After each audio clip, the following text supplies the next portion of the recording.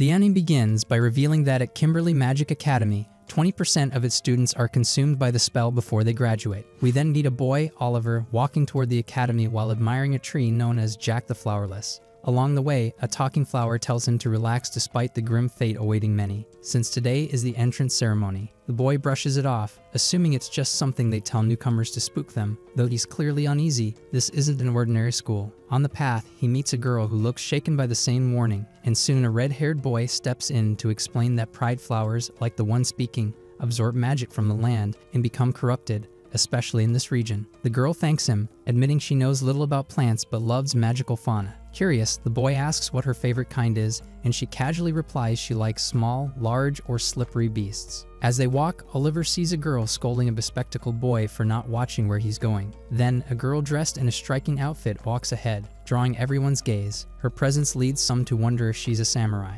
Oliver doesn't understand why, but he feels a strange premonition just from looking at her. Eventually, the students arrive at the academy in time for a magical beast parade featuring creatures like a dragon. The red-haired boy asks Oliver if he recognizes it, and he replies it's a Fafnir, a brilliant scaled dragon unlike any other. But the girl from before doesn't seem thrilled. When asked, she says it's wrong to parade a troll alongside magical beasts. The red-haired boy argues it's fine, since trolls are dangerous and don't speak human language. The girl defends them, saying they only attack because humans encroach on their land. Their argument is interrupted when the glasses-wearing boy scolds them for being too loud, making it impossible to read. Oliver suggests they continue the discussion later and proposes introductions instead. Before they can begin, a mysterious spell takes control of the girl's body, forcing her to walk straight toward the troll. Chaos breaks out as the troll begins attacking guardian wolves. When it's about to strike the girl, the samurai-looking one steps in and faces the troll head-on, stunning the crowd. Another girl tries to distract the troll with magic, but it fails. They consider working together, but Oliver stops them, saying their spells won't be effective. Instead, he devises a plan involving a coordinated wind spell. At his signal, they unleash a powerful gust, which he amplifies with sound magic, creating the roar of a dragon. The illusion distracts the troll long enough for the samurai girl to land a devastating blow,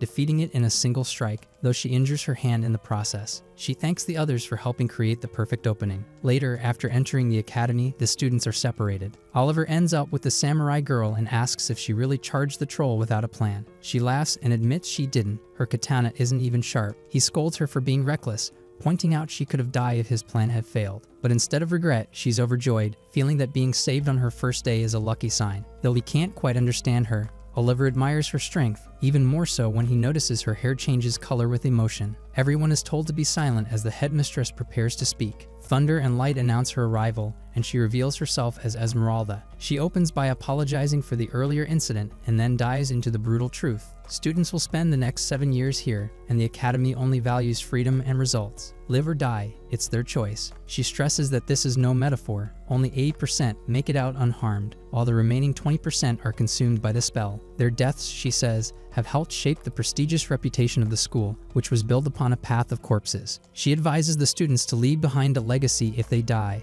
like a tiger leaving its skin. With that, she ends her speech and allows questions. The samurai girl raises her hand, only to deliver a bizarre piece of advice that stuns the entire room. Esmeralda wraps things up and teleports the students to the next area, where upperclassmen welcome them with food and drinks. While eating, the group gathers around Oliver. They begin introductions. Michelle McFarlane, the elegant daughter of a noble house from southern Yelgland, is first. Then comes Katie Alto, a sweet exchange student from Farnland, who thanks the group for saving her. The red-haired boy introduces himself as Guy Greenwood, from a family of magical farmers and a plant expert. Then there's Pete Reston, the bespectacled bookworm from a non-magical, undistinguished background. Finally, we meet Oliver. Oliver Horn, who inherited his magic from his grandfather, lives with relatives, and has both a sister and cousin already studying there. The others praise Oliver's Dragon War spell. Michella notes she's never seen anyone use sound magic like that. Oliver proudly explains that he's good at modifying spells creatively and is happy to have been useful. Last comes the samurai girl. Cheerfully, she introduces herself as Hibiya Nanao from Turikoisen Yamatsukuni. She explains she came to the academy by fate during a war when she was about to die.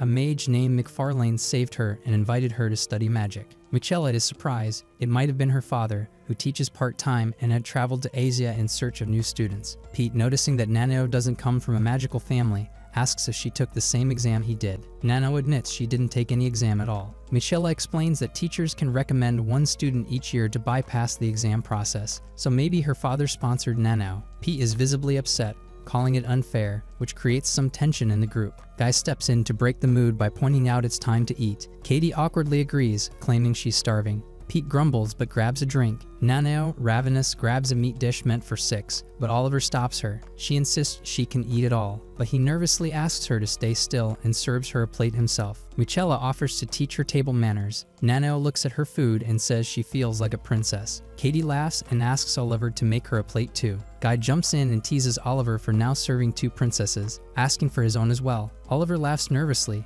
wondering how he ended up in this situation. Pete grumbles about the noise, and Oliver scolds him for only eating meat, adding more vegetables to his plate. Pete complains, and Guy sneaks behind him to tease him about not appreciating vegetables. Pete pushes him off. Meanwhile, Nano devours her food and eagerly asks for more. That night, Oliver wakes up in his dorm and notices strange sounds. He remembers that chronogoblins live in the Academy's clocks and shoos them away. Looking out the window, he figures it's around 5 a.m. He checks on his roommate, Pete, and despite their earlier friction, covers him with a blanket before stepping out. Outside, Oliver walks through the peaceful morning, sensing the mana in the air. A mysterious voice suddenly calls to him, revealing herself as a Gwyn agent assigned to protect him. He's irritated that his cousin went this far, but the agent insists it's necessary. Oliver demands her name, and she reluctantly replies, Teresa Karst. He says he hopes to see her face someday. She says that day will come, but until then, he can call her whenever. The episode ends as Oliver strolls through the Academy garden and unexpectedly finds Nano bathing naked in a fountain. Shocked, he scolds her. She's in front of the boys' dorm, but she doesn't mind and says she's not bathing, just purifying herself from the blood of war. When he asks about her scars, she says they're battle wounds and apologizes for their unpleasant appearance. Before he can reply, Oliver suddenly experiences a vision, a golden-haired woman calling him Null and telling him his time has come. The next day at the Academy, Katie asks her friends if they slept well while waiting for the boys. Michela greets Oliver and Pete, who arrive walking, asking the same. Pete replies he supposes so. Oliver says luckily yes. Then Guy arrives running, almost overslept. Didn't know there were chronogoblins. Katie is surprised she didn't see any, but saw Nano waking up early. Nano replies she always wakes at 6. Guy notices she's now in uniform. Nano says it was delivered to her room. She's happy because now she looks more like a mage. Oliver hears but remembers how he saw her in the morning. Guy sees he's distracted and teases him, says it looks like he wet his pants. Oliver denies it. Pete interrupts, telling them to hurry to breakfast. Guy pats Pete's head. Pete gets mad. Nano says she's also looking forward to seeing how classes are. In magical swordsmanship class, Professor Leather Garland welcomes them. He asks what magical swordsmanship is. Pete raises his hand, some mock him. Pete answers it's the technique set within a theme, explains its history. Leather agrees, says they must use a theme and magic at 1 step and 1 spell away. Then he asks for volunteers. Nano offers. Richard does too, wants to prove his strength. Katie and Oliver think something bad will happen. Oliver offers to fight with Nano. Richard gets angry. Oliver says he fought the troll with her. Michela steps in, says she'll fight Richard. He agrees. The professor decides Nano and Oliver will be the first pair, Michela and Richard II. He casts a spell to make the swords non-lethal. The duel ends with a hit to head or chest. Nano and Oliver get ready. Nano makes the first move. Oliver uses grave soil to destabilize her, but she surprises him. The duel intensifies. Nano cries. Oliver decides to go all in. Nano thanks him. The professor stops them. They accidentally broke the spell, need to rest. Michela asks Richard how many hits he could have dodged. He only glares. She withdraws. Richard accepts. Nano sadly watches Oliver walk away. She follows, tells him it was a splendid duel, wants to repeat it. Oliver ignores her, then angrily says he refuses, doesn't want to fight her again, doesn't want to kill her or be killed. Nano cries. Later, the group sits by the fountain. Guy complains about how much they have to learn. Michela says sorcery class was amazing. Guy disagrees. In the second class, Professor Frances Gilchrist scolded them. She hates athames, believes mages only need wands. She made them summon monsters. Pete says they were her familiars. Guy keeps complaining. Michela notices Nano is quiet. Katie gets excited, says now it's magical biology. In magical biology, Professor Vanessa Aldis says animals are resources. Katie is shocked. They must use magical silkworms. If they channel just enough magic, they spin cocoons. If too much, they become monsters. They get 10 tries, must succeed 5 times, no helping each other. Many fail. Michela succeeds easily, but burns a cocoon in time. Guy wonders why it's so easy for her. Michela asks Oliver how it's going. He says fine. She suggests helping Nano and he help Pete or Katie. Guy complains. Michela says fail 5 times and then they'll help. Pete says he's close to 5. Katie is doing well too. Guy burns another. The professor watches, glad no one attacked anyone. She checks Katie, sees she's slow, scolds her. Michela tells Oliver Nano is done, but most were failures. Katie has 9 successful. Oliver says what matters to her isn't passing, but saving lives. He gets distracted. The cocoon breaks, attacks. Michela and Oliver help her, but lose points for it. Katie apologizes to Oliver, says she grew up with magical creatures, was friends with a troll, can't stand to see them suffer. Oliver comforts her, says everything was better in her land, but now she's in the real world, where it's different. He values her kindness, says she's not alone. Later, Oliver goes to the fountain. Teresa tells him to choose his friends wisely. Those who can't kill a worm won't survive. He says he'll decide that himself. Teresa informs him he must visit Gwen's workshop. She won't be nearby after dinner. That night, the group gathers. Katie notices Naneo is depressed. Pete says he forgot his book. Oliver and Michaela offered to go with him. The others sense tension. Katie says the academy merges with the labyrinth at night. Pete finds the book,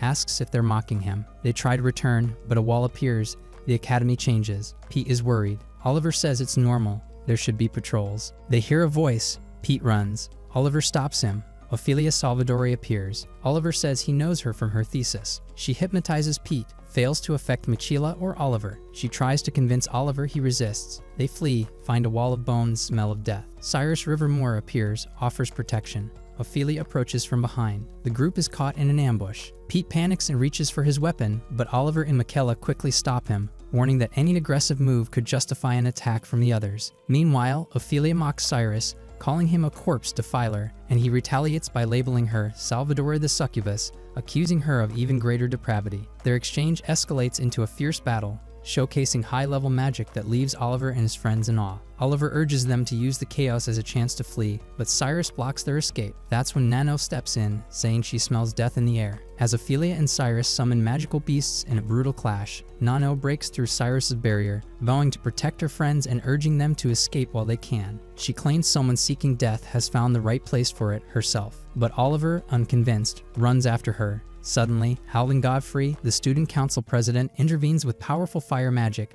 stopping the fight and declaring this is no way to welcome new students. Carlos Whitrow appears next, threatening Ophelia and greeting the group, before Alvin orders both senior students back to the labyrinth for punishment. He and Carlos assure the newcomers that they're now safe. Few places are safer than Alvin's presence. Once out of the labyrinth, the group reunites with the others. Katie admits she was terrified, but Oliver, still furious, scolds Naneo for her reckless self-sacrifice. Michela steps in and suggests Naneo explain herself. Naneo agrees and confesses she hasn't felt truly alive for a long time. She recalls a brutal battle where she was one of only 200 warriors fighting against Sumiyoshisa's 50,000. She killed relentlessly until she reached the general's camp and unknowingly slew his son, Yasasuna, whom she had challenged, seeking the best warrior. The general, grieving yet composed, chose not to torture her, saying brave warriors don't deserve such treatment. He wouldn't even ask her name, letting her die as a nameless warrior would be his revenge. As the order to kill her was given, a mage saved her with magic, expressing interest in understanding the country and turning her into a mage because of her potential. In the present, Nanao says everything since then has felt like a dream, and she wants to fulfill her wish before it ends. When Oliver asks what her wish is, she explains it's not about revenge anymore, it's about a fight between equals who admire and respect one another, something she calls true happiness. Oliver disagrees, saying killing someone you admire isn't happiness. She admits it's twisted but says her duel with him gave her a taste of what she's longed for. Katie sums it up bluntly. Nanao's depressed because of Oliver's rejection. He tells Katie to hush, but Nanao confirms her point. To her, loving a sword or a person feels the same. Michela, trying to lighten the moment, proposes a non-lethal duel,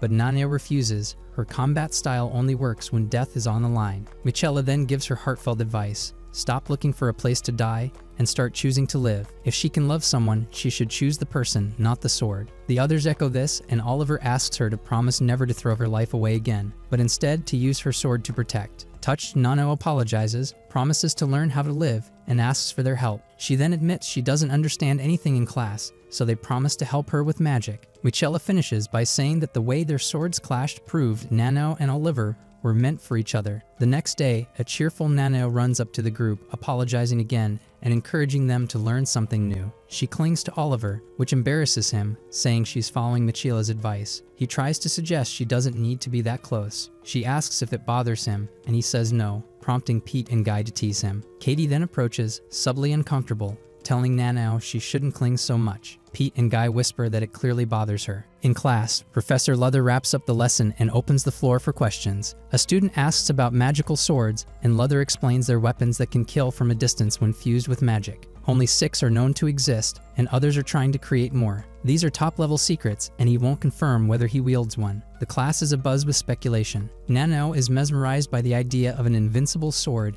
and asks Oliver for more info, but he only knows what the professor said. Richard interrupts them, insisting they stop chatting and focus. Oliver tries to defuse the situation, but Richard keeps provoking him and challenges him to a duel. Oliver agrees, proposing a practice match. Before he heads out, Nanao stops him, worried he'll throw the fight, and pleads with him to fight seriously. Richard, feeling insulted, grows angrier, but the professor breaks it up and reminds them all to focus. Later, Michaela tells Oliver that she and Richard were childhood rivals, always compared to each other. She admits Richard's fear of losing his position partly stems from her. Oliver offers to apologize to him, but she declines and asks him not to disappoint Nanao. Suddenly, Pete bursts in. Katie ran off after overhearing that the troll from the parade is going to be executed. Katie confronts a man trying to justify the execution, but she refuses to accept it, and he casts a pain spell on her. Oliver and the others arrive and recognize him as Darius Grenville. They also object to the execution. Before Darius can strike again, Milligan interrupts, criticizing his harsh teaching. She reveals someone filed an objection to the execution. Then Leather arrives to scold Darius, saying they can't kill the troll before the investigation concludes. Darius fumes, warning that delaying will only get Katie killed, and she tries to speak,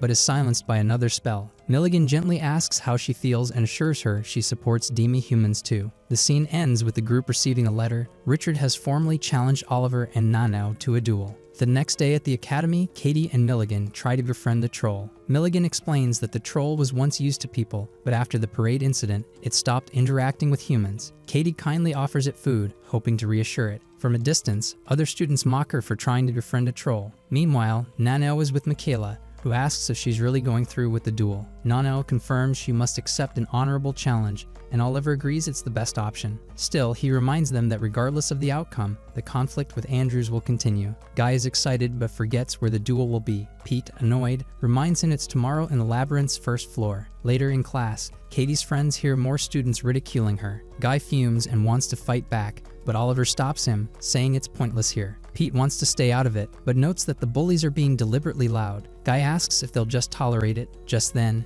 Katie arrives and the insults worsen. They call her a troll imitator, not even human. Guy nearly snaps, but it's Oliver who strikes first, using magic to silence one of them. Chaos erupts as the group prepares to fight. Pete tries to stop them, but it's too late. Later, Michaela is stunned they ended up in the punishment room, though the group is proud of how many they took down. Michaela expected this from Nanao and Guy, but not Oliver. Embarrassed, he lets them tease him. Katie apologizes, blaming herself for their punishment, but her friends quickly reassure her. Guy even says he's proud. Katie smiles in gratitude, but Michaela warns that while their actions were right, the consequences are serious. Most first years now dislike them, and Andrews will take advantage during the duel. At night, as they head to the duel site, Oliver urges his friends to fight if they sense danger. They nervously walk through the labyrinth, Pete wondering if it's a trap. Oliver doubts it, trusting Andrews' sense of honor. They arrive at a coliseum packed with students. They're told to sit and wait, as an exhibition match comes first. Oliver tells Michaela to protect the others. In the arena, Andrews demonstrates his skill by effortlessly defeating a wolf beast, impressing the crowd. Nanao asks what's happening. Oliver explains it's kobold hunting, an old mage tradition banned by activists. Oliver questions Andrews about the duel, only to be told the match will be a kobold hunt instead, and whoever kills the most wins. Nanao is unfamiliar with kobolds, while Andrews is an expert. Oliver is tempted to throw the match to keep the peace, but things escalate when Richard's friends cruelly torture a kobold for fun, drawing laughter from the crowd. Enraged, Nanao silences everyone, condemning the sadism on display and questioning their morals. Bottles are thrown at her, one hitting her in the head, but she stands firm, telling Oliver they should leave. When she tries, Andrews threatens her, so she reconsiders. Maybe this is the more honorable fight. Suddenly, a different beast is released instead of a kobold. It kills its handler and slaughters several students. Oliver is shocked. It's a Garuda, a divine familiar. He and Nanao prepared to fight. questioning whether Andrews knew. Terrified, he claims he didn't. Students flee or fall, but the Garuda advances, locking the doors behind it. Oliver warns Andrews to stay calm, or he'll be the first to die. Andrews tries to flee and is chased, but Nano intercepts the monster, declaring herself its opponent. The duel begins. Nano struggles against the Garuda's immense power, and the others want to help, but Michaela stops them, honoring her promise to protect the group. Nano is nearly crushed, but Oliver intervenes with a spell, drawing the Garuda's attention. He gets injured trying to fight it and retreats to heal, running into Andrews. Oliver tells him to flee, but also says Nano had wanted to see him fight. Back in battle, Oliver and Nano realize they may not win. Oliver plans to distract the beast so Nano can land a final blow. The plan works briefly, he wounds it. Nano moves in, but the Garuda recovers too fast. Oliver throws himself between her and the monster to give her an opening, willing to die. At the last moment, Andrews joins the fight, saving them both and buying Nano time. Though wounded, she decapitates the Garuda in one strike. The crowd watches in awe. Oliver thanks Andrews, crediting the victory to him. Nano also expresses her gratitude. Andrews, humbled, says his wind magic as an Andrews hair is powerful, and though still afraid, he's ready to risk his life as a mage. His greatest fear is being a disgrace to his family. The group reassures him his courage was real. They now welcome him as a friend and comrade, and Andrews, deeply moved, feels accepted at last. That night, Teresa approaches Oliver, ashamed for not protecting him during the Colosseum incident. He reassures her, saying no one could have predicted a Garuda attack and that danger is ever present at Kimberly. Determined, she insists on protecting him at all costs. The next day, Katie visits the troll with breakfast, and from a distance, Milligan tells the group that Katie has been coming daily. Their patience pays off when the troll finally begins to eat, prompting Katie to shout with joy. Later in biology class, Professor Vanessa ensures everyone can now distinguish Garm from word guts. The class ends in collective disgust, leaving everyone dreading lunch. Pete complains he's lost his appetite, and even the usually unfazed Guy agrees. They notice other students are now avoiding them,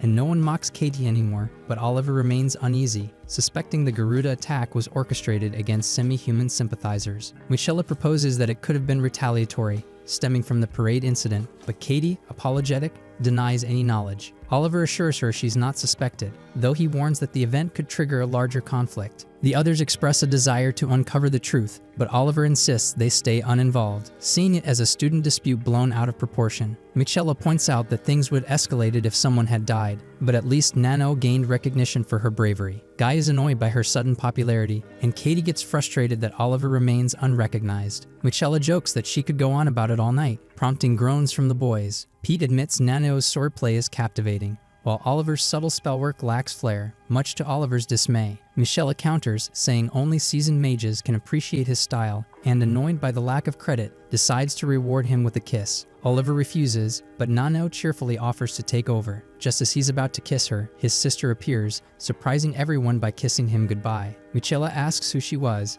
and Oliver explains she's his cousin. Nano, still expecting her kiss, is left hanging. Later in alchemy class, Professor Darius Grenville sternly warns students to follow the recipe precisely. Guy, uneasy about the professor's past with Katie, just wants to finish. Oliver steps in to help, warning of hidden traps in the recipe. He notices Pete making a mistake, but before he can stop him, Oliver casts a spell that prevents an explosion by flipping the cauldron. Darius praises his quick thinking and notes his magical prowess, saying he'll remember his name, but then ominously advises him to choose his friends more wisely. After class, the group congratulates Oliver, and Pete thanks him for the save. Then Richard warns Oliver to be cautious with Darius, claiming the professor exploits talented students by stealing their work. Later, the group meets with Mackley, the student behind Katie's incident, who apologizes at Richard's request. She explains she acted under her parents' influence, who view activists as shameful. Guy is furious, and Katie and Pete call her out for cowardice. Oliver asks who else was involved, but she claims she acted alone and didn't expect the troll to lose control. Pete doubts her, and the others worry about the troll and the spell's side effects. Katie, refusing to discuss it further, goes to see the troll, hoping to uncover the truth. Though he trusts her, the troll hesitates to speak. Meanwhile, Oliver trains Nano in spellcasting. She struggles to channel her power effectively due to her combat-focused upbringing. He encourages her to harmonize her inner energy with the world around her and demonstrates his technique. Elsewhere, Katie continues coaxing the troll. He finally warns her not to return, revealing someone dangerous is behind everything. Nano, frustrated by her magical limits, confides in Oliver, who is intrigued by her belief that the troll was trying to escape, not attacking. They rush to his cage, but Katie is missing. Only her Athame remains. The troll says someone took her to a dark, deep place where he once was. Oliver suspects the labyrinth, where semi-human intelligence experiments might have continued despite being banned. He explains that some activists tried teaching trolls to speak, but the project was officially shut down. However, someone appears to have continued the research deep inside Kimberly. Inside the labyrinth, Oliver deduces that the troll's brain was altered by someone with expert knowledge in semi-human anatomy. When the group prepares to seek help from Alvin or Carlos, they are ambushed and brought to Milligan's lab. There, she reveals her disappointment at the Garuda's death, a beast she painstakingly tamed. Nano realizes Katie is her captive, and Oliver demands answers. Milligan says Katie is key to her research, as she made the troll speak. She plans to study Katie's brain, assuring them she won't leave a scar. She reveals that by examining a brain, she can identify magical potential and unveils her twisted experiments. Nano demands Katie's release, but Milligan refuses, triggering a battle with her basilisk. Oliver's swift spellcasting saves Nano. Milligan explains that the basilisk was a gift from her parents and killed 5 of her siblings before accepting her. She proudly reintroduces herself as a semi-human biology expert and militant activist, known to some as Milligan the Serpent's Eye. Nano and Oliver attack Milligan head-on, but not before Oliver warns her about the cursed eye. Oliver's magic is overpowered by Milligan's immense strength, and her sword skills, even outmatching Nano's agility, force Oliver to save her from injury. He then attempts a new strategy. Though he manages to surprise Milligan, she easily repels it. While fighting Nano, Milligan admires her talent and says she'll have to use magic to face her properly. She uses magic to create distance between herself and the two of them, but Oliver, using his wit, finds a way to stop her.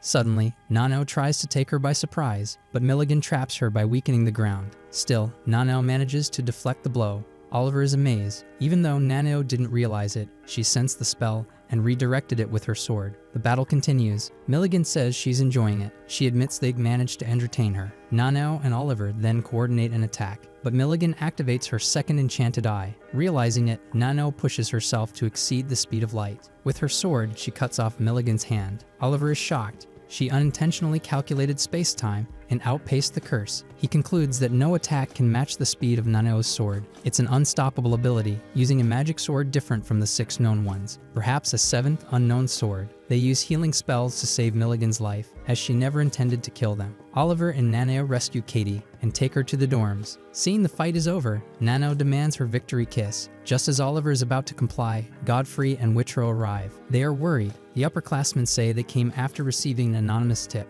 Godfrey is impressed they defeated Milligan. Whitrow is saddened by the betrayal of a superior. Oliver responds that Katie was the one most affected. Later, they explain everything to Katie. She listens carefully, but becomes sad. Oliver believes Milligan initially wanted to help her, teaching a girl who shared her ideals. Michelle agrees. Everything changed when Katie succeeded more than Milligan. The troll began to speak to her. That's when Milligan lost control. Katie asks about the troll's fate. Oliver says, ironically, being a talking troll makes him unique. They won't get rid of him. Katie smiles, saying everything ended well. She cheers Oliver up and kisses him on the cheek. She then kisses Nano, who is thrilled. With a big smile, Katie says it doesn't matter what happened. They won. The troll lived. Her friends watch her in awe. Guy, Pete, and Michaela don't understand her energy, but agree with her. Katie adds that the first thing she wants is to slap Milligan. Then she'll think about how to deal with her. The academy is full of people like her. She needs to adapt if she wants to change things. Before graduating, she'll make the academy a kinder place. Oliver hears her and begins to cry.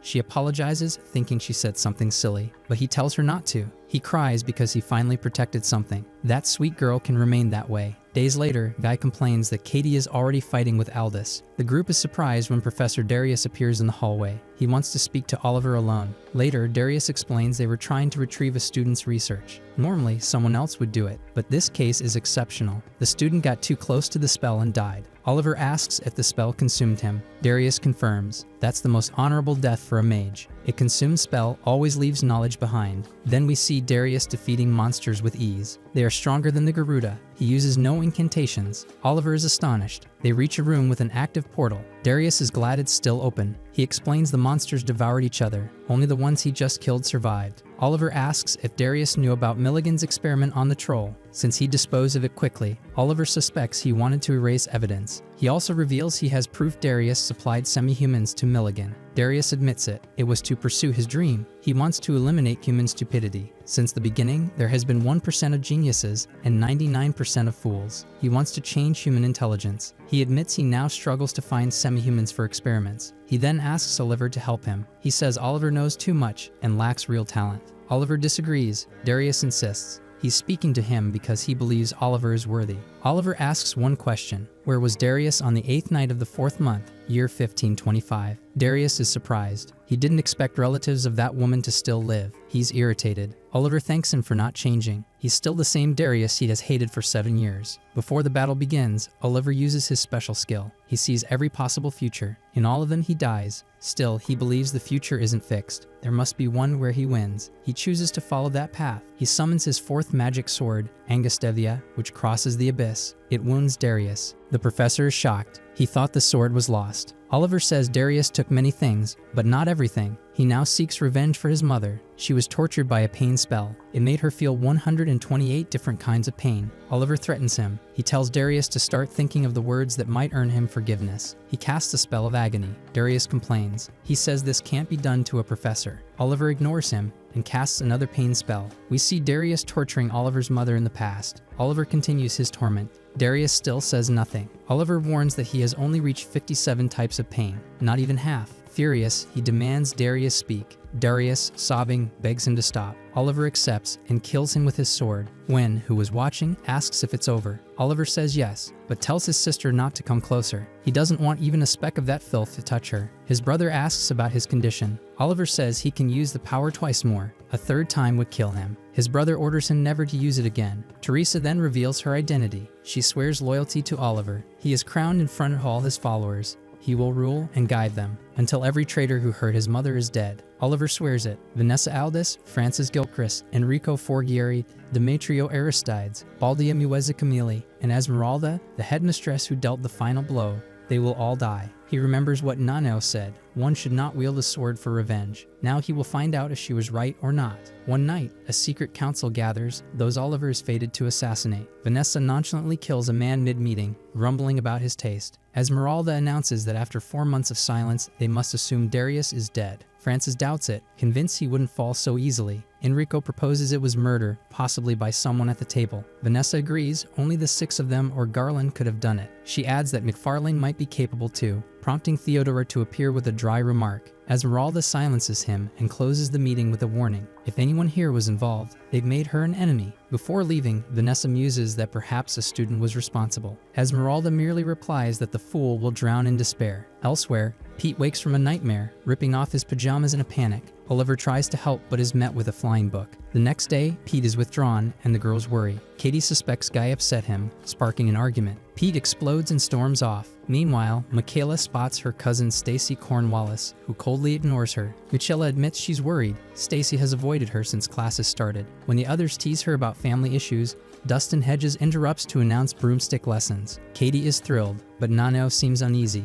She confides that while she's used to flying beasts, she's never tried a broom. Oliver whispers that brooms don't fly, leaving her stunned. Inside the broom tower, they discover brooms are living beings, Scopae from the Bisum genus, that feed on mana and choose their riders. Many brooms flock to Nanao, drawn to her massive mana, but she chooses a rebellious one. Instead of forcing it, she gently confesses her preference. Moved, the broom finally accepts her, and she soars off with stunning skill. Watching her, Oliver is certain it once belonged to his mother. After class, Nanao is euphoric, already looking forward to next time. Katie, though grounded, feels connected to her broom. Pete, frustrated, refuses help, prompting Oliver and Guy to act like doting parents, until Pete storms off again. Katie wonders aloud about Darius, and Michaela repeats a rumor about him vanishing in the labyrinth. Suddenly, Theodore McFarlane appears, embracing his daughter and embarrassing her. Pete is starstruck. Theodore wrote his favorite book. Michaela scolds him for abandoning Nanao, and he sheepishly says he trusted Michaela to handle it. He then announces he's their new temporary alchemy professor. In class, Theodore asks who's read Journey to the East. Stacy says up to volume 12. Pete eagerly raises her hand. She's read them all thrice. Impressed, Theodore promises her a gift from Asia. Later in magical engineering, the shady-looking professor Enrico Forghieri gives them dangerous magical traps to disarm. With time running out, Oliver urges everyone to run. Pete, feeling sick, can't move, so Oliver shields her from the trap's burst of snakes. Enrico laughs, praises their effort, and rewards them with magical popsicles that double as antidotes. Katie tries to scold him, but is held back. Afterward, Oliver pulls Pete aside. He says he knows Pete changed sex. Pete explains she had a strange dream and woke up with breasts. Oliver believes she's a reversee, someone who shifts between male and female, and congratulates her. He explains that magical affinities differ by gender. To test it, Pete casts a lightning spell and is stunned by its power. Just then, Witchero appears, having overheard them. He invites Pete to a special meeting and gives her a letter. That night, Oliver escorts her to the labyrinth, where they meet Godfrey, who admits he's also attending. Along the way, he reflects on how dangerous Kimberly is and how hard he's tried to change it over 5 years. Oliver finds him genuinely admirable. At the meeting, Godfrey explains it's a safe space for those with gender-linked magic. Nervous, Pete is welcomed warmly. A show begins. Oliver's brother plays the violin while Witchero sings with enchanting grace. Pete asks if they can keep sharing a room, just with a curtain between beds. Later, the others complain they had to practice alone, but they're happy the boys are back. From afar, someone watches them, clearly not pleased by how close they'd grown. Early the next day, Guy is surprised to see mages already flying overhead. Michela explains broom sports are popular, especially team battles. Nanel worries when someone falls mid-flight, but Michaela reassures her there are safety mages below. Suddenly, Tullio Rossi appears, the same boy who had been spying on them. He says he already knows them, especially Naneo, whom he praises. After a brief clash with Michaela, he cryptically tells Pete they'll meet again soon, leaving the group confused. Later in fencing class, Oliver wins his match easily. Then it's Pete versus Tullio. Pete hesitates, and the match ends quickly with Pete's defeat. Tullio calls him a damsel and mocks him for always being protected by others. The words sting, and afterward, Pete asks his friends for extra training, insisting they include magic in future matches. Oliver and Michaela argue over what style to teach him until Guy proposes a compromise. Michaela teaches offense, Oliver defense. During training, Oliver starts with distance judgment. Pete falters, and Oliver defeats him again,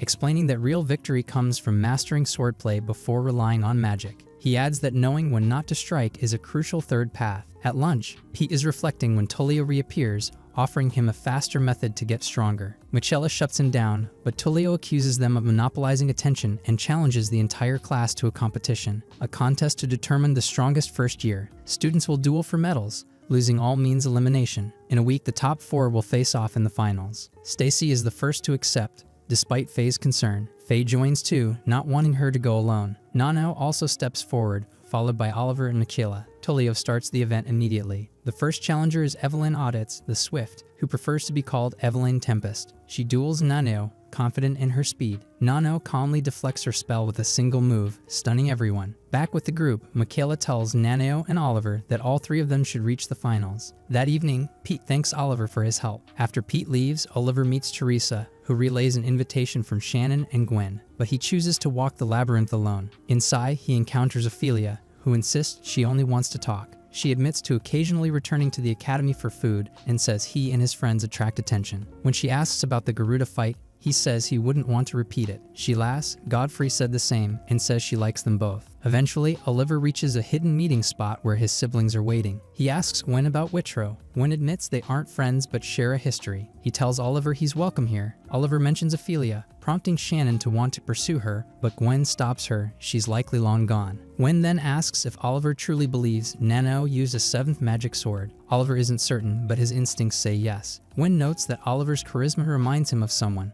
That and the way Nano's broom responded suggests she's something special. Shannon teasingly asks if he likes her. He doesn't answer. Gwen encourages him to follow that feeling but remain true to himself and loyal to his friend. On his way back, Oliver notices Tullio tailing him. Tullio, irritated that Oliver overshadows him, challenges him to a half-power duel. No blood, but no mercy. Oliver accepts. Their duel is fast and brutal. Tullio favors dirty tricks and unorthodox fighting, while Oliver sees through each move. Wounded, Oliver thanks him for exposing his limits and declares he'll win in 8 moves. Tullio attacks in a fury but ends up trapped by his own tricks. Defeated, he hands over his medal, frustrated to have lost to the one he most wanted to beat. Before leaving, Oliver tells him his unique style has potential but needs refinement. He advises Tullio to study the basics. Tullio scoffs, but Oliver admits that while he won, none of it was innate, it was all borrowed. He asks Tullio to take care of his medal. Tullio mocks him, but can't help wondering how long it would take to match Oliver's skill. Later, Teresa congratulates Oliver,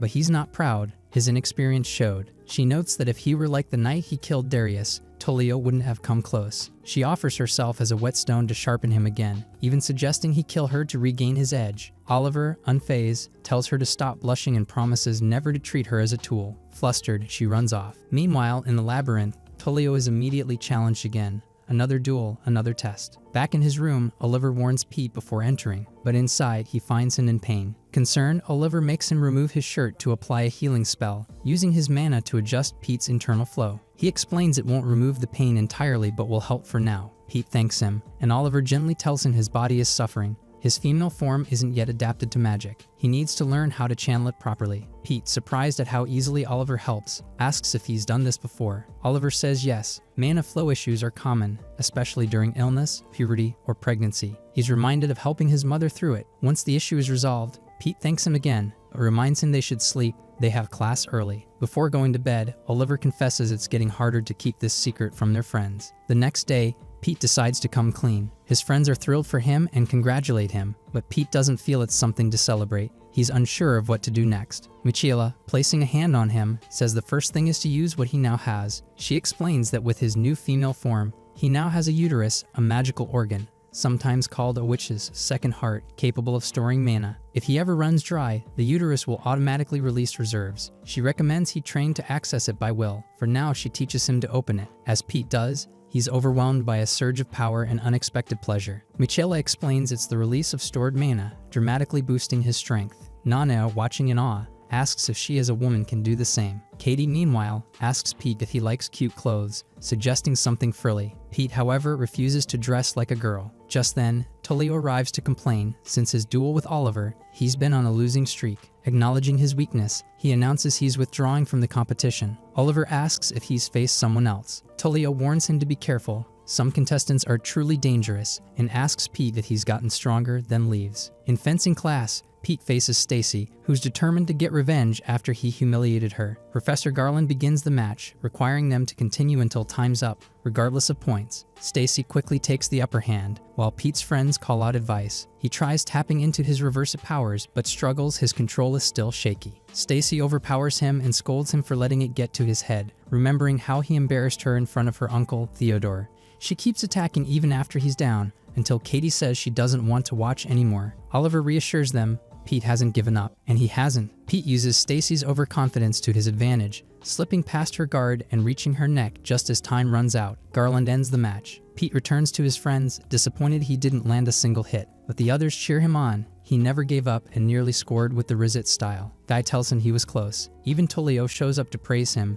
admitting that Pete's improved more than most. Inspired, Tullio decides he should learn the basics too. Later, Katie is seen talking to the caged troll when a crow drops a scroll. Inside is a map to Milligan's old workshop. Katie is eager to go, saying it's Milligan's way of apologizing and a rare chance to get a lab his first years. She dreams of using it as a secret base, but Michaela warns of the dangers in the labyrinth. Oliver agrees. Katie argues that semi-humans die every year and magical creatures are mistreated here. She wants to change that by becoming a famous researcher, but she needs a space where she can raise creatures without interference, and asks for their help. The group hesitates, but Nano steps forward first, saying she sees the light in Katie's eyes and hopes it brightens the world. Moved, Katie hugs her. Michaela promises to support her too, and soon everyone agrees. When Oliver stays quiet, they all turn to him. He says he'll join, but only if they all agree that safety comes first. That night, the group sets out. Guy fears getting lost, but Katie reassures him. Oliver apologizes for disagreeing. There are things to fear here. Michaela agrees. The labyrinth is dangerous. Along the way, they encounter beasts, but Katie is thrilled by the magical fauna. When they reach a zone full of Arconchus, she halts them. She's brought a special incense to put them to sleep, impressing everyone with her prep. As the incense burns, Nanao senses something behind them. Suddenly, the ground trembles and a thick fog rolls in. They have to rush through the Arconchus, still awake. Though most escape unharmed, Guy complains he was hit. Then they smell something delicious and follow it to a group of students at a campfire. They've stumbled upon the Labyrinth Gourmet Club, whose leader warmly invites them to eat. The group sees the piles of hunted beasts but declines, wishing them well. Further away, Guy says the club is famous, especially their leader. Michela reveals his name is Survivor Kevin Walker, who vanished in the labyrinth for 6 months and returned only after his funeral. Pete is in disbelief. Soon after, a girl confronts them for wandering in dangerous areas, but then offers them food for cheap. Her goal? To keep them alive so they'll become loyal customers. The group loads up the supplies, grumbling about the hike, until they finally reach the lab. It's huge, stunning everyone. Katie proudly announces it's one of the best first-floor labs, and now it's theirs. She asks each of them what they want to use the space for. That night, over dinner, Guy says it feels like camping. Then they notice Michaela is quiet. She says she's fine, just wants to propose something. Naming the group, she's had so much fun with them, she wants to make it official. Everyone agrees. Nano suggests they draw their swords in a circle, a tradition from her homeland called the Rose of Swords. It's a warrior's vow that what they've built will never fade, no matter the future. She proposes that as their name. Everyone agrees. Oliver silently promises to burn this moment into his memory, so its colors never fade. The boys decide to spend the night in the new workshop, enjoying the peace. Pete comments that the change of scenery is refreshing. Oliver and Guy thank Katie for securing the place, only to realize she's already fast asleep. Michela suggests the rest follow suit. Elsewhere in the academy, Stacy stands alone, vowing to prove she's more than just Michela's replacement. Faye listens quietly and asks her to come back inside. The next morning, Nano thanks Oliver for waking up early to help her train. He tells her there's no need, he also wants to take advantage of the perfect spot. Before they begin, he asks if she's been able to recreate the technique she used against Milligan. Embarrassed, Nano admits she hasn't managed it again. Oliver reassures her it's not something that happens by chance. They should focus on spells for now. Nano hesitantly asks to practice swordplay first, but Oliver refuses, saying she needs to master spellcasting before combining it with blades. His goal is to help her reach the point where magic and swordsmanship merge as one. When she asks if that's the end goal, he says no, just the starting point for real mages. Excited, Nano is eager to train. Suddenly, Guy screams.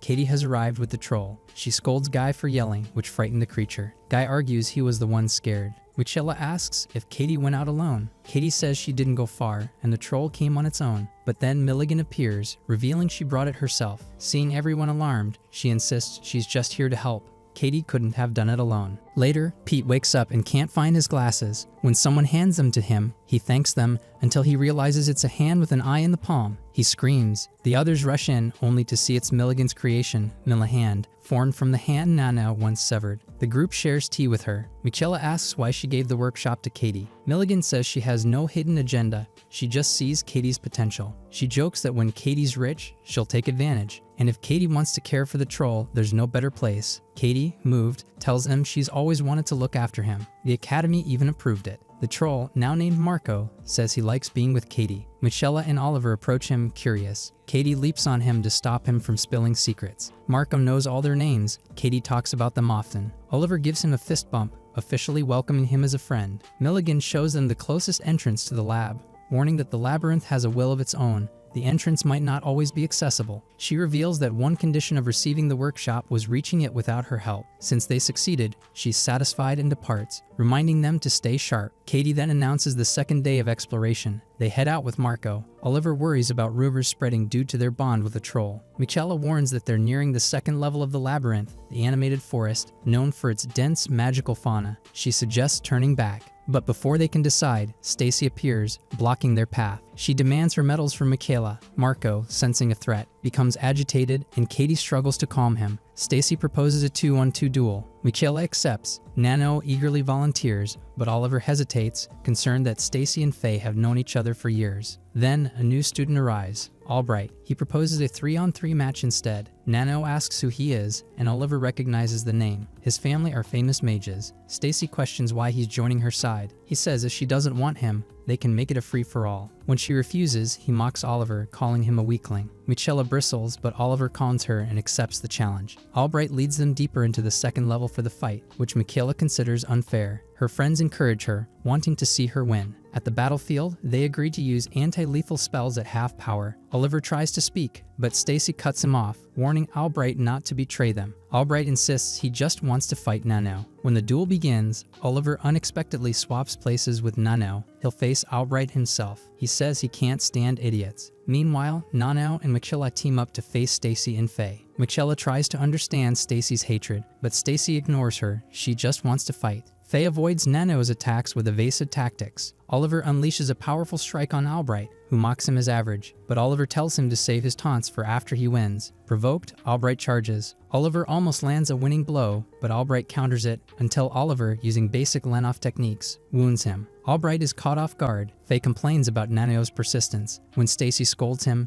Faye has a flashback of when she saved him from his abusive father. Calling her his master, Faye asks her to command him. Stacy casts a spell that summons an artificial moon, awakening Faye's werewolf form. Nano and Michaela are shocked. He's now immune to their spells. Stacy, riding on Faye, declares that she'll surpass Michaela and earn her uncle's approval. Albright suggests Oliver use the chaos to retreat. Oliver refuses. His friends don't need saving, and he won't abandon them. Michaela tells Stacy she admires her will to win, but urges her to reverse the transformation. Werewolf hybrids suffer from turning. Hurting a friend over a duel isn't worth it. Stacy remembers her childhood pain, how she longed for her father's praise. Convinced she wasn't his real daughter, she vowed to earn his acknowledgement someday. Bitter, she asks Michaela what she could know of that pain, someone who had everything handed to her. As the fight resumes, Nano tells Michaela that their opponents are giving their all, so it would be disrespectful not to do the same. Michaela agrees. She apologizes to Stacy for always bossing her around, and swears to fight with everything she's got. Oliver questions Albright's overconfidence, mocking his strategy and provoking him to lose focus. Meanwhile, Stacy prepares to finish off Michaela, but is blindsided by a lightning strike. Michaela had modified her spell to pierce Faye and overload his skin with electricity, giving Nano the opening to end the match. Stacy rises again,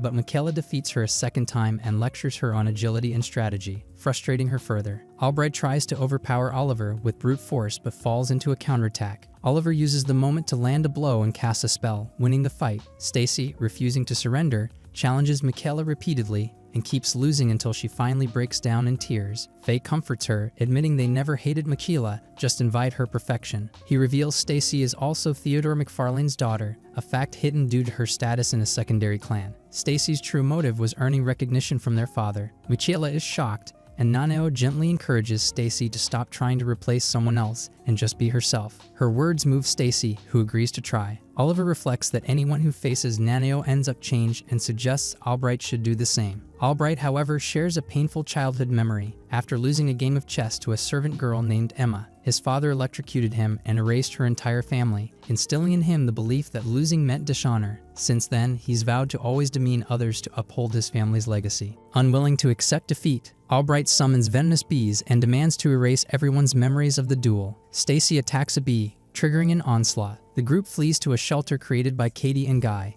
and as the bees converge, Katie burns insect-repellent incense. Albright surrounds them, but the group refuses to surrender. Michaela, with the group's support, reveals her elven heritage for the first time. As the bees break in, Oliver and Michaela cast a powerful combined spell that destroys most of the swarm. Nano then rides her broom to face Albright, easily eliminating the remaining bees and knocking him from the sky with a single strike. She declares that their fight will be free of laws, gods, or legacy, just them. Albright, finally defeated, finds peace in the honorable loss. Stacy confronts Michaela, upset that she never used her full power in their duel. Michaela explains she didn't want to rely on her elven magic. She just wanted the moment to last, since they hadn't truly spoken since age 12. She shares a cherished memory of them as girls, revealing she's always seen Stacy as her sister. Stacy, touched, pretends to brush it off, but gives her a new memory in return. Albright accepts Oliver's extended hand and promises to return stronger. With the battles over, Oliver declares it's time to return to school. But just as they prepare to leave, magical beasts appear and take some of the group captive. Kimberly's student council marches determinedly through the halls, intent on rescuing the students kidnapped by Ophelia, now seemingly consumed by her own spell. Lasidi urges immediate action, blaming everyone for what happened, and Godfrey agrees, regretting their delay. Withrow asks Godfrey to take charge if anything happens. They arrive at the labyrinth gates, ready to intervene. Meanwhile, Oliver and his friends are disheartened that Pete hasn't returned. Michaela urges trust in the senior students, but Guy wants to act himself. Oliver insists they can't do anything right now. Nano bluntly states Pete may already be dead, based on battlefield survival rates back home. Oliver counters, saying the Chimera's capture, not kill. As tensions rise, Michaela reminds them to attend class, arguing won't help. Later, Oliver visits his brother, Gwen, and asks if he can rescue Pete. Gwen and Shannon are assisting the council, but warn that reaching Ophelia's base on the 3rd level is difficult. Shannon reassures Oliver it's not his fault and promises to help. Distraught, Oliver walks through the rain and meets Tullio, who jokingly warns him not to do anything reckless. Katie pleads with Professor Luther, but he explains teachers can't interfere until 8 days pass to stop students from relying on adults. Oliver had asked Michaela to convince her father to help, but he refused, saying power is needed to protect friends. Michaela confesses she plans to enter the labyrinth alone to take responsibility, but Oliver refuses to let her go alone. Their argument is interrupted by Milligan, who insists they talk and find Katie. Milligan offers Katie a deal, help her in exchange for Pete's rescue. Katie agrees quickly, despite Oliver's objections. Milligan explains Ophelia is using students to create synthetic beasts, targeting males for their mana. Learning Pete is a reversey, Milligan fears Ophelia may kill him early. She proposes a plan. Katie assists her research, and in return, Milligan will train them and find Ophelia's location. Katie convinces her friends, despite Oliver's suspicions. Later, Michaela and Katie find Nano, who is waiting prepared to rescue Pete or recover his body. Katie is sad she can't join, but Nanao reassures her and asks her to take notes instead. Guy, left behind, gives Oliver Trebijo seeds that create shelters, along with food rations and his trust. That night, Milligan leads the group into the labyrinth. Pete awakens in a mysterious chamber, surrounded by unconscious students. Ophelia appears and speaks cryptically about their fate. Pete feigns sleep, terrified. Milligan reveals to the group that Ophelia descends from succubi who once bred hybrids in their wombs. Now Ophelia uses kidnapped male students to fuel the creation of magical beasts. Milligan hands out potions to guard against Ophelia's perfume-based control. Elsewhere, Godfrey and the Council battle Ophelia's beasts. They reunite with Walker, who provides a detailed map of the third level. Though he hasn't located Ophelia's base, they're grateful for his help. Meanwhile, Milligan's group faces a powerful chimera. She uses it to teach them how to fight high-level magical beasts, emphasizing teamwork and strategic thinking. After dispatching the creature, she tells them to prepare for the next stage, the Enchanted Forest on the second level. Carlos reveals to Godfrey that his first approach to Ophelia was an order from his family, but over time, he genuinely began to wish for her happiness. In the Enchanted Forest, Milligan hurries the group along, warning that Ophelia's chimeras may strike at any moment. Though the students enjoy brief rest in Guy's cakes, they remain alert. Oliver cleverly plans to use Guy's Trebijo seeds as distractions in battle, earning Milligan's praise. In private, he asks Teresa about his brothers. She tells him they're nearing the third level, and despite orders to escort him out, offers to scout ahead, citing her new authority after the coronation. Milligan then presents the Erminsel tree, an ancient towering relic, as the path forward. When Oliver asks why there's a sun in the labyrinth, she explains it's a remnant of lost magical tech that never sets, allowing plants to thrive endlessly in the so-called paradise. Upon nearing Ophelia's territory, they meet the Occidental, a territorial beast now wounded by chimeras. Milligan prepares for battle, but Nano calms the beast by apologizing for their intrusion. Understanding their intent, the Occidental allows them to pass, impressing everyone. Elsewhere, Stacy journeys through level 2 with Lynette, determined to save Faye. Her anger surges when Lynette brings up Michaela, hinting at deeper tensions. Back with the main group, tragedy strikes as they witness a chimera kill the Occidental. Enraged and focused, the kids launch a coordinated attack. Nano slices a limb, Oliver and Michaela weaken its defenses, and Oliver finishes it off with lightning. Milligan praises their teamwork, but warns that learning an enemy's weakness often makes them more dangerous. After a night in a cave, Milligan questions why they're risking everything for Pete. Oliver recalls how Pete, despite being powerless and terrified, stood with them on their first day, an act of courage that cemented their bond. Milligan appreciates his sincerity but remains curious about Oliver's strength despite his apparent lack of talent. She shares a theory that some event in his past forced him to compensate, then apologizes for overstepping. Meanwhile, Pete helps Albright awaken. Realizing they're trapped, Albright notices Pete's female form and deduces why he's resistant to the perfume. Understanding the situation's urgency, Albright injures himself to retrieve hidden tools, an explosive orb, smoke bomb, and a signal for help. He entrusts Pete with the plan, placing his life in Pete's hands and asking him to reveal his name, signaling the start of their escape. Young Ophelia talks with Carlos about strengthening magical lineages, claiming she can give birth endlessly without consequences. Carlos, disturbed, reminds her there are more meaningful ways to connect with people. Meanwhile, Katie and Guy anxiously wait for news. Katie encourages optimism, trusting Oliver and the others, while Guy worries, especially since Oliver is the only boy in the group and might be affected by Ophelia's perfume. Katie blushes at the thought, but insists Oliver wouldn't fall for it. In the labyrinth, Oliver helps Nano walk while struggling with the effects of the perfume himself. Nano grows insecure when he pulls away, thinking he dislikes her, but he reassures her, explaining the perfume is affecting him physically. Milligan bluntly clarifies that he's aroused, shocking Nano. Seeing their innocence, Milligan tells Michaela she has no intention of interfering between them. She then hands Oliver a potion to suppress the perfume's effects. Soon, they reach a swamp. Oliver tells Teresa to return to the surface for her safety. Milligan takes this opportunity to teach them the Lennoff-style lake walk technique, which requires spatial magic. Nano volunteers first but sinks. Oliver follows, using mana control similar to his grave step, and successfully walks on water, inspired by memories of his mother. He then helps Nano learn the technique, and finally Michaela tries it too,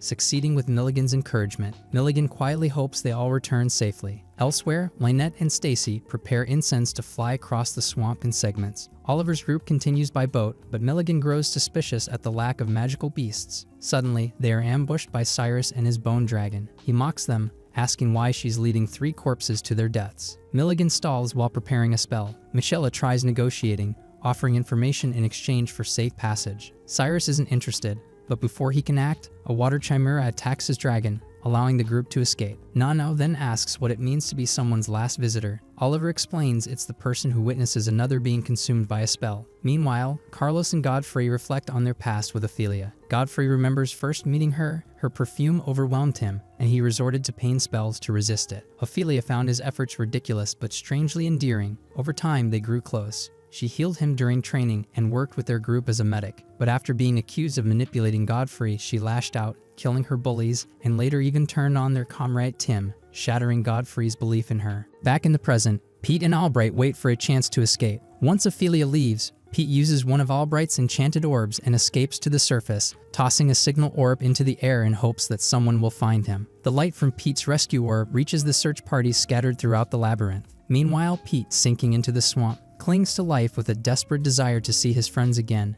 until Oliver's voice cuts through the fog. Pete opens his eyes to see his friends, and Oliver embraces him tightly, a moment so raw it even moves Milligan. But their reunion is cut short by Ophelia's arrival. Surprised by the crowd and stunned to find Pete is a reversee, she asks Milligan what she wants. Milligan simply says the kids are there for their friend and asks her to let them go, claiming Pete's absence won't affect her experiments. But Ophelia declares she's reached the pinnacle of Salvadori magic and needed someone to test it on. As she begins casting, Milligan warns her to stop and commands the students to attack, but Ophelia's barrier keeps them at bay. Far off, other students watch the enormous sphere rising, Ophelia's grand area. Michella realizes they are now in a sealed world where the caster's rules dominate. Milligan is stunned. Few mages ever achieve such a feat. Stacy and Lynette arrive, confused, but Milligan explains that Ophelia, rejecting the idea of creating perfect life, chose infinite, flawed chimera creation. Now they're trapped unless Ophelia dies or breaks the spell. The team quickly forms ranks. Michella and Milligan launch a coordinated magical assault, destroying several chimeras. Ophelia laughs, impressed, but Milligan is baffled that she retains her sanity. She taunts Ophelia about her failure with Godfrey, comparing her to a swamp snake in love with a unicorn, suggesting she only wanted him for his seed. Enraged, Ophelia sends her chimeras after Milligan, who retaliates with her snake eye, but it fails. Ophelia smashes her into the ground, breaking her bones. Laughing through the pain, Milligan scorns Ophelia's regression to childish resentment, prompting a fatal response. Ophelia finishes her off without mercy. Elsewhere, we glimpse the past. Carlos and Godfrey once tried to pull Ophelia back after she'd begun her descent, but she scoffed at their regrets. Back in the present, Oliver rallies his injured group. He assigns Nano the task of killing Ophelia while the others provide cover. They launch into the sky on brooms, but Stacy and Michaela are quickly shot down. Determined not to fall, Oliver is soon overwhelmed as well, leaving Nano alone. Despite Ophelia's relentless defense, Nano cuts through until Ophelia, crying, catches her off guard and strikes her down. Wounded, Nano apologizes for doubting Oliver, saying she couldn't kill a boy who still looks like a scared child. As chimeras close in, Pete rises to stand beside Michela, ready to fight. Watching Oliver cradle Naneo, Ophelia feels a deep loneliness. Her tears flow freely as she remembers the bonds she lost, wondering if being born a womb doomed her to love and pain. Suddenly, Carlos and Godfrey appear. They tell her they've come for her. Carlos approaches,